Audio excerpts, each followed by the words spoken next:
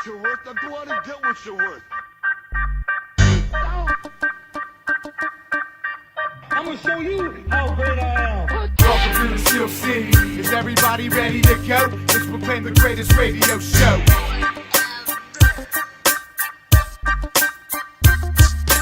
Jim Cella and Johnny Parlay with the facts. So relax, grab a drink, then let's get back. Welcome, fans. We are live from our satellite studio on the north side of Pittsburgh after a huge Steeler victory. I am your host, Jim Cella, and you're listening to The Spread. Big Easy scored me, him, and Dash some tickets to the game. Thanks, Easy. It was probably one of the best games I ever been to. It was a big show, big night, big time. Been to a lot of Baltimore games. I think you were with me on a couple, Easy. Monday night. I can't say this is the biggest one because I was at the AFC Championship game, and you gotta love that. Please believe, anytime you're at a playoff game, that puts it up a couple notches. But listen, the Steelers' defense came to play today from the first snap. Yeah, they played great game all game. They played a very complete game. They did get burned on that one touchdown pass real early, but that was one play. Any defense can get beat on one play. Yeah, the Steelers punted from deep in their end. They spent all first quarter deep in their end. They couldn't move the ball. They punted, and I think it was Jacoby Jones. Is that the guy? Yeah. He had a big return. They took it down to the 35, and on the first play, Turi Smith burned him deep like we said they couldn't let him do. But after that, they took care of business, starting with James Harrison. James Harrison was a stud tonight. 7 tackles and 2 sacks. He was all over the field. Every time you looked around when the defense was out there, Harrison was around the ball, putting pressure on Flacco, putting pressure on everybody. There was a lot of pressure on Flacco tonight, not just from James Harrison either. Yeah, Flacco looked flustered. You could see some of the shots on the scoreboard of, you catch a glimpse of his eyes. He looked scared back there. Well, another guy who played real good for the defense was Jason Worlds. He had 3 tackles and a big INT. That's the Houston game. He had the forced fumble. So that's 2 turnovers for Worlds in the last 3 games. He's not getting all the sacks that he would want in a contract year for an outside linebacker, but the big plays are coming his way. I actually give that interception to James Harrison. He's the one that put the pressure on Flacco on that play and made him make the horrible throw. And there were other guys on this defense that played well too. Moats had a great game. He had the forced fumble. McCain picked it up and almost took it to the house. Who was that got burned on Turi Smith? McCain? So he made up for it right there, and that's really what turned the momentum in his game. The Steelers had 4 sacks as a defense tonight. That's, 1/3 of their total for the whole year. So this is the defense that we're used to seeing. A defense that can put up multiple sacks a game, not multiple sacks a year. And the defense with the 10 hits on the quarterback, that's just impressive. All night with the pressure. And what really goes unsaid is obviously their cornerbacks played a tight game too, because not a lot of passes were made downfield. Yeah, when you're putting that much pressure on the quarterback, they don't have very much time to get the ball downfield, and they don't have very much time to put accurate passes up. They can't step into their throws, into that nice little cushion. Flacco he just running scared all day, all night. Yeah, really.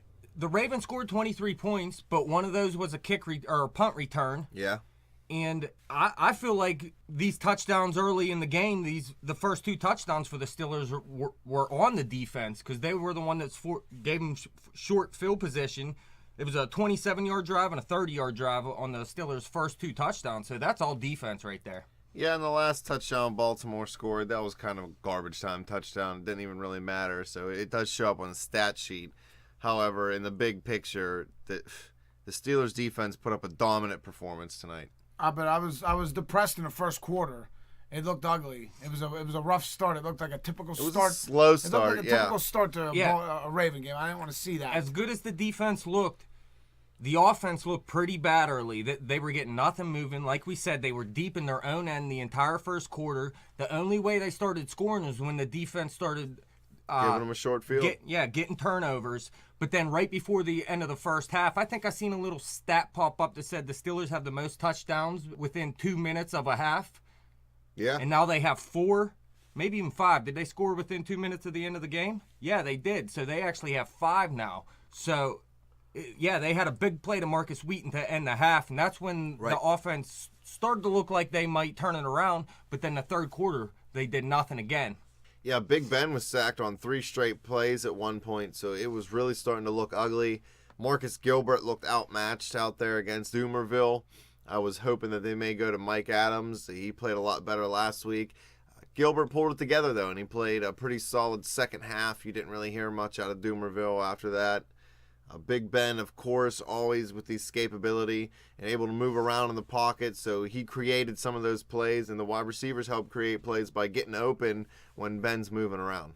As we said before, the 2 big turnovers created by the defense set up our offense to get the first 2 touchdowns, 14 points, and the 22 points in the second quarter was the most points scored by any team in one quarter between the Steelers and the Ravens. Yeah, at one point, I actually seen the Steelers were 2 for 8 on third down percentage, so it wasn't looking good. But they actually ended 6 of 14, so they ended strong. And in the fourth quarter, I think Ben went into that quarter with about 150 yards passing, and he ended the game with 340 yards. 6 touchdowns again. Again, 2 in a row. 12 touchdowns in 2 games. That is the most ridiculous thing I ever heard. It's an NFL record. He had 10 touchdowns coming into the Colts game. Yeah, and now he's more than doubled it. That's smelling like an MVP season if he keeps this up. He may pass up Mr. Andrew Luck. If the Steelers make the playoffs and he keeps this up, what's he have, 22 to 3? 3 interceptions, 22 touchdowns. Yep. I mean, that is unbelievable. Big Ben is big plays. It's an impressive performance, even without the help of Le'Veon Bell, which surprised me. Yeah, we got nothing from Le'Veon this game. Blunt actually looked like the better runner early in the game. They both ended up with 20 and 23 yards, both garbage, really. But Blunt was actually looking decent, falling forward early in the game. Blunt was the better style runner for a Baltimore, to go against the Baltimore defense. They're a very physical defense. They're really gap strong, and they're really smart in how they play. So Le'Veon being able to take some cutbacks and taking advantage of players over pursuing the play, it's a lot harder against a team that's so disciplined like the Baltimore Ravens. So when you have a style like LeGarrette Blount where you just get the ball and run straight and run right through the hole, you could run anybody over, and he did a really good job of that in the few times we needed some short yardage conversions. I don't know whether Le'Veon was frustrated or focused, but he made a first down on one play, and I didn't even see him point. Yeah. I didn't see him. He just made the first down and turned around and went back to the huddle. Five catches. What was that all about? He had 5 catches for 38 yards and a touchdown, so it wasn't all lost on Bell this week. Yeah, he really didn't have many touches. He only had 15 touches, and his streak ended this week. He had 8 straight games with 100-plus yards from scrimmage. Yeah. And it ended this week, so it doesn't. I was hoping it would happen all season. Well, the thing, like you said earlier, the offense did nothing in the first quarter. Really, I don't want to say through the whole first half because they came alive right before the end of the second quarter. Well, what they did was they capitalized on the turnovers that the defense made, but so they didn't look good. Well, they capitalized on those turnovers, so then there wasn't a lot of plays there to score. It only took us a few plays to even get to the end zone. And then there was a couple 3-and-outs early in the game where Bell didn't even get a chance to get the ball. So the touches really weren't there for him. The yards weren't there, but guess what? The victory was there, and that's all that really matters. So I really don't think he cares much about not getting the yards. And what usually we never see happen when we watch those Steeler games late in a half, the touchdown to Wheaton, the 47-yard touchdown to Wheaton, that was impressive. In the first half? Pouring it on at the end of the half. Talking about impressive, man, that was a 47-yard touchdown. Antonio Brown had a 54-yard touchdown, and Matt Spaeth had a 33-yard touchdown. The Steelers were making big plays. Throwing the ball downfield, they stopped throwing 55 screen passes a game and started letting Ben actually be a quarterback. He's allowed to, I don't want to say do what he wants, because I'm sure he's not doing everything that he wants, but he's allowed to be himself. You've seen Flacco had to use a lot of check downs, and it shows that you have problems when all you can do is check down like that. The Steelers were having such good luck tonight. How about the botched snap on the extra point, and they still ended up getting it into the end zone for the 2-point conversion. When stuff like that happens, it's going to be a good night. This win was a bigger win to me than that Indy win. I know the Indy win seems so huge. More. But this is so big. We are 6-3 now. Not we. The Steelers are 6-3 now, and they really have a shot to make the playoffs and go deep into the playoffs. The Colts win you thought could have been a one-trick pony. Maybe they got lucky. I Big thought Ben, Big Ben, came up in a big game. Well, to beat a rival like the Baltimore Ravens, a team that knows us so well, a team that we always play hard, they've definitely won more of the last 6 games in this rivalry than we have. This is a statement game for the Steelers, offensively and defensively. They finally put together a complete game defensively. The last 3 games, they've looked good again defensively. And if Big Ben keeps playing half as well as he has the last 2 games, the division's ours. I mean, Cincinnati's faltering. Baltimore's now behind us. Our division looks pretty good, man. Cleveland is in last at 5-3. No, Baltimore's in last yeah. At 5-4 now.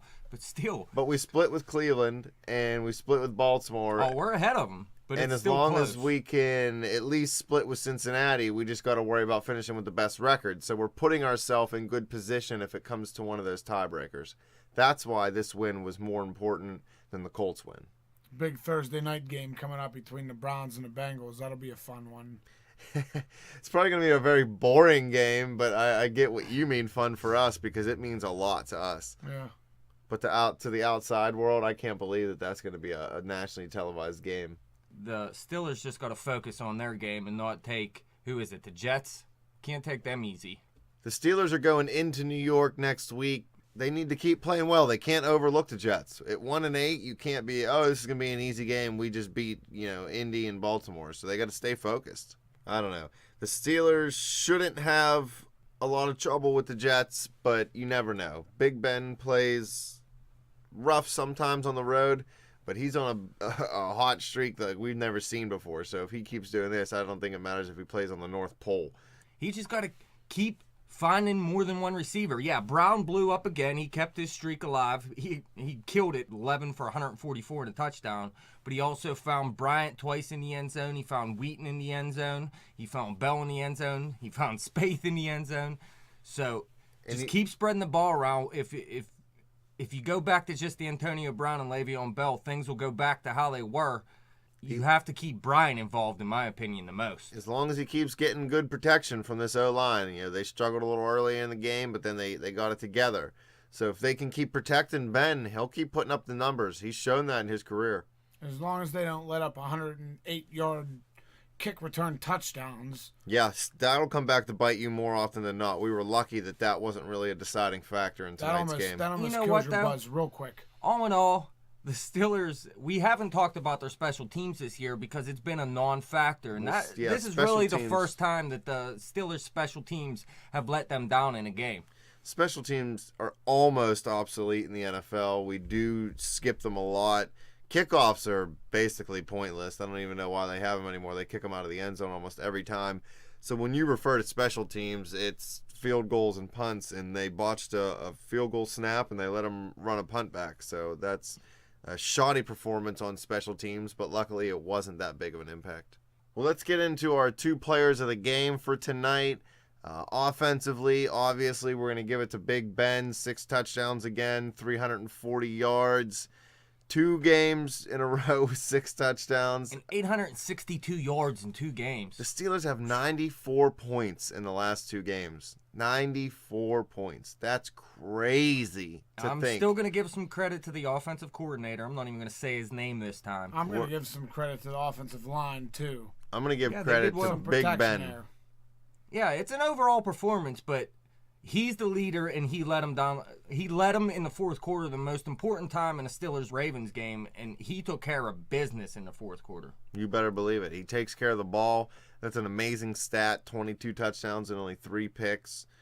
I wonder what his total QBR is. God, do I hate that stat. Boy, ESPN, they're just making things up nowadays so that they can look cooler.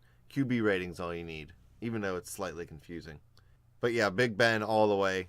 Defensively, I'm going to go with the silverback, James Harrison. This dude's, 58 years old, I think.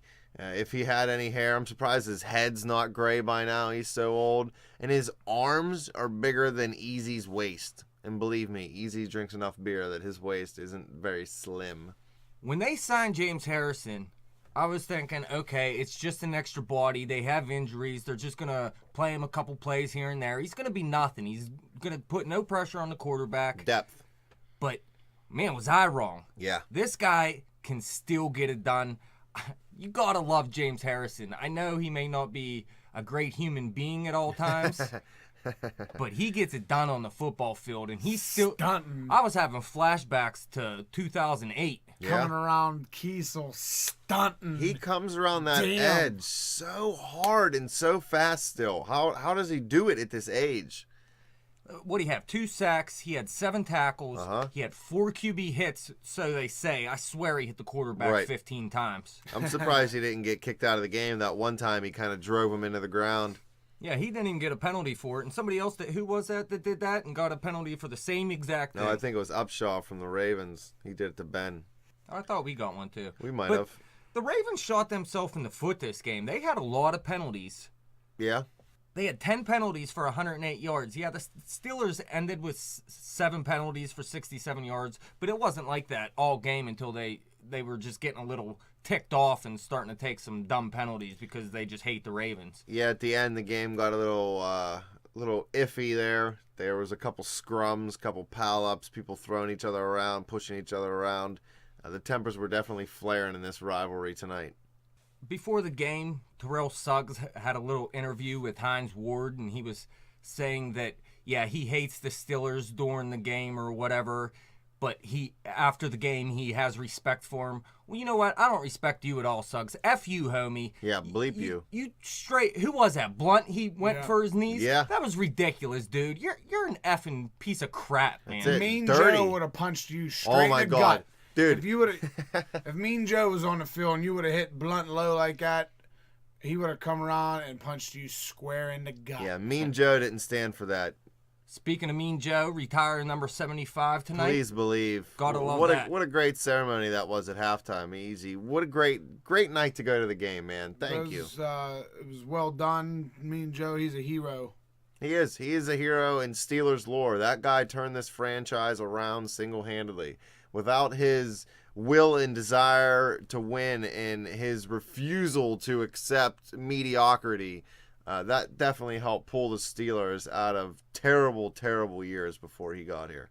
You know, one time when I was a little kid, I was at the stadium and, I was just kind of walking around a little bit and I had this Coke, you know what I mean? I didn't really know where I was at. I was lost. I was trying to go to the bathroom and I seen this guy and I think he kind of looked like Mean Joe.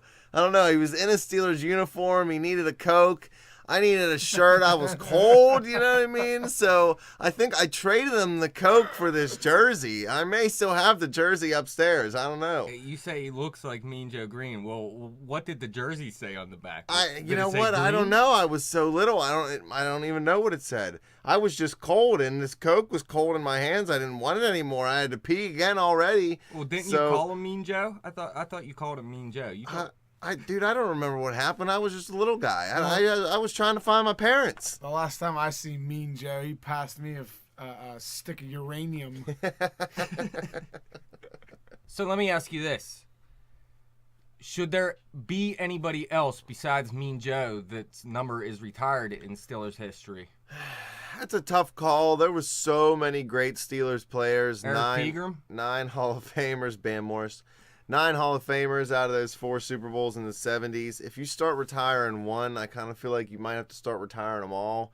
I could go with Lambert, Bradshaw, Swan, Stallworth, Franco, Blunt, Blyer. Yeah, Ham, Holmes, L.C. Greenwood. I mean, come on. There's just so many of them.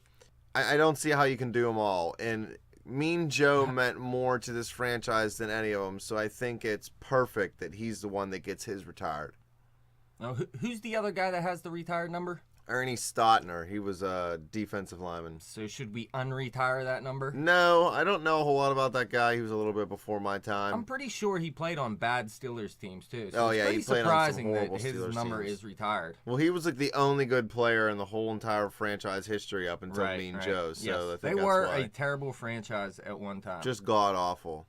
And it's changed, hasn't it? It is. We're the best franchise in pro football now. Oh, how has it? 6 Super Bowls. Well, I want to thank all you fans for listening tonight. Thanks, guys, for sitting out here in the cold in our satellite studio to get this done. It's not the best night to be outside on the sidewalk doing a radio show, but I think we made it work. Great victory for the Steelers, 43-23 over the Ravens. Going in New York next week against the Jets. It's going to be a big game. You can follow us on Twitter at bet_the_spread. Check us out on Facebook. Subscribe to our YouTube channel. Just get invoked in the spread. Everybody loves it. I know I do. Go Steelers. Rock the vote. Please believe.